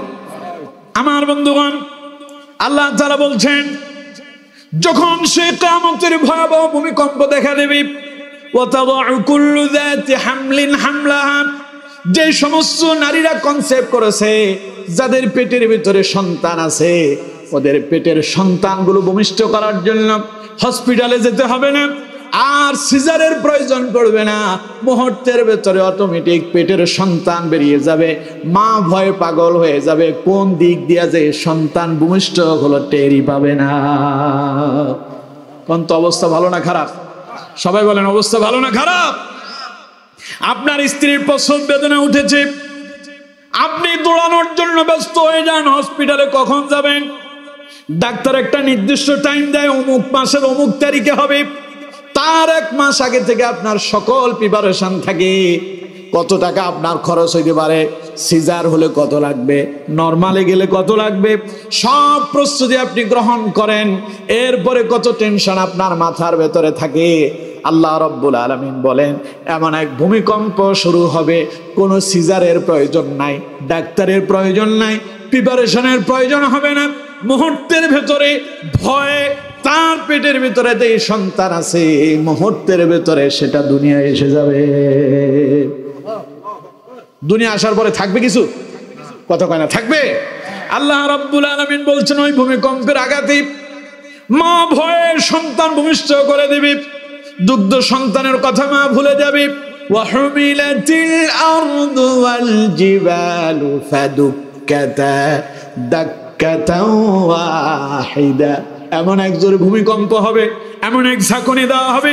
আল্লাহ রাব্বুল আলামিন বলছেন, পাহাড় সহ, এই যে আপনাদের এই দিক দিয়ে ফটিকছড়ি যখন এলাম, পথে কত পাহাড় ছিল, আল্লাহ পাক বলছেন, ওয়াহুমিলাতিল আরদু ওয়াল জিবাল ফাদুক্কাতা দাক্কাতাও ওয়াহিদা, এই পাহাড় সুদ্ধা জমিনটারে ধরে আল্লাহ রাব্বুল আলামিন একটা আছাড় মারবে। আল্লাহর এই ক্ষমতা আছে না নাই? আরো জোরে বলেন, আছে না নাই? যখন পাহাড় সুদ্ধা জমিনটারে ধরে আল্লাহ পাক একটা আছাড় মারবেন, অবস্থা হবে এমন, পাহাড়টা জমিন সুদ্ধা উল্টে যাবে। ফায়াউমাইযি ওয়াকাআতিল ওয়াকিআ, আল্লাহ পাক বলেন মুহূর্তের ভেতরে সমগ্র পৃথিবীতে এক মহাপ্রলয়, মহা দুর্ঘটনা সৃষ্টি হয়ে যাবে। ওটা আর স্যাটেলাইটে দেখা যাবে না, টেলিভিশনে আর সম্প্রচার করা যাবে না, কারণ টেলিভিশন শুদ্ধ যত স্যাটেলাইট আছে মুহূর্তের ভেতরে সব চূর্ণ বিচ্ছুন্ন হয়ে গেছে। সেই ভূমিকম্প কি সামনে আছে না নাই? জোরে বলেন আছে না নাই? আল্লাহ রাব্বুল আলামিন বলছেন যখন সেই ভূমিকম্প শুরু হবে মা তার সন্তানকে ভুলে যাবে, গর্ভধারণী মহিলারা সন্তান প্রসব করে ফেলবে। আমার আর আপনার পুরুষদের অবস্থা কেমন হবে? আল্লাহ পাক সেই কথাও বললেন মানুষগুলো পাগলের মতো দৌড়াবে, কে যে কোন দিকে যাচ্ছে, কেন যে দৌড়াচ্ছে কিছুই বুঝতে পারবে না, খালি দৌড়াদৌড়ি মাতালের মতো করবে। মাতাল চেনেন তো? কথা কয় না, মাতাল চেনেন? মদ খায়া মাতলামি করে, কি যে কয় কিছুই জানে না। আল্লাহ রাব্বুল আলামিন বলছেন ওয়াতারান্নাসা সুকারা, সেই ভূমিকম্পের কারণে মানুষ হবে মাতালের মতো, পাগলের মতো, মানুষ দৌড়াদৌড়ি শুরু করবে। আল্লাহ পাক বলছেন ওয়ামা হুম বিসুকারা, যদিও তারা কেউই মাতাল নয়। যতগুলো দৌড়াদৌড়ি করতেছে একটাও মাতাল নয়, কিন্তু তাদের আচরণ দেখে মনে হচ্ছে এগুলো সব মাতাল হয়ে গেছে, পাগল হয়ে গেছে। কেন এমন হচ্ছে, কেন এমন হবে? আল্লাহ রাব্বুল আলামিন বলছেন ওয়ালাকিন্না আযাবাল্লাহি শাদীদ। এই আযাব কার? সবাই বলেন এই আযাব কার? আল্লাহ বলছেন ওয়ালাকিন্না আযাবাল্লাহি শাদীদ, মূলত আল্লাহর আযাব হলো অত্যন্ত ভয়াবহ। যেটা দেখছো, যেটা আসবে, ওটা শুধু আসবেই না, এর চাইতে ভয়াবহ আযাব আল্লাহর কাছে আছে না নাই? আছে। সুতরাং বন্ধুগণ, পৃথিবী ধ্বংস হবে। আজকের যে ভূমিকম্প দেখলেন, দেখার পরে বন্ধু বন্ধুর সাথে হাসে আর কয় ভূমিকম্প যখন হয়েছিল তখন তুই কইছিলি রে, কি দেখছিলি রে? একজন আরেকজন, আমি পুকুর পাড়ে গিয়ে দেখি সব পানি খালি ঢুলতেছে। মিয়া সাহেব বলার সেই সুযোগ পাবেন? কথা কয় না, সুযোগ পাবেন? একদিন এক মারাত্মক ভূমিকম্প হবে, পৃথিবী ধ্বংস হয়ে যাবে। সুতরাং আমার বন্ধুগণ, আল্লাহ রাব্বুল আলামিন এই মহা ভূমিকম্প থেকে বান্দাদেরকে বাঁচার জন্য ওই যে ভূমিকম্প আসলে পরে কেমন রড ব্যবহার করবেন, কেমন সিমেন্ট ব্যবহার করবেন সেটা বলেন নাই। আল্লাহ পাক বলছেন ইত্তাকু রাব্বাকুম, মানব গোষ্ঠী সেই ভূমিকম্প থেকে কেউ বাঁচতে পারবে না, সুতরাং সব ধ্বংস হয়ে যাবে। এই জন্য ভূমিকম্প আসার আগে আল্লাহরে ভয় করে আল্লাহর দিকে ফিরে আসতে হবে। তাহলে ভয় করবো কারে? সবাই বলেন ভয় করবো কাকে? তাহলে সিনেমা দেখা যাবে? আল্লাহরে ভয় করলে সিনেমা দেখা যাবে? গান বাজনার আসরে যাওয়া যাবে? মদ জুয়ার আসরে যাওয়া যাবে? টেন্ডারবাজি চাঁদাবাজিতে যাওয়া যাবে? আল্লাহরে ভয় করা মানে ইসলামের পক্ষে কাজ করতে হবে, ইসলামের পক্ষে থাকতে হবে, কোরআনের পক্ষে থাকতে হবে। কোরআন সুন্নাহ যেই দিকে, আমরাও পারবো তো ইনশাআল্লাহ? সবাই বলেন পারবো তো ইনশাআল্লাহ?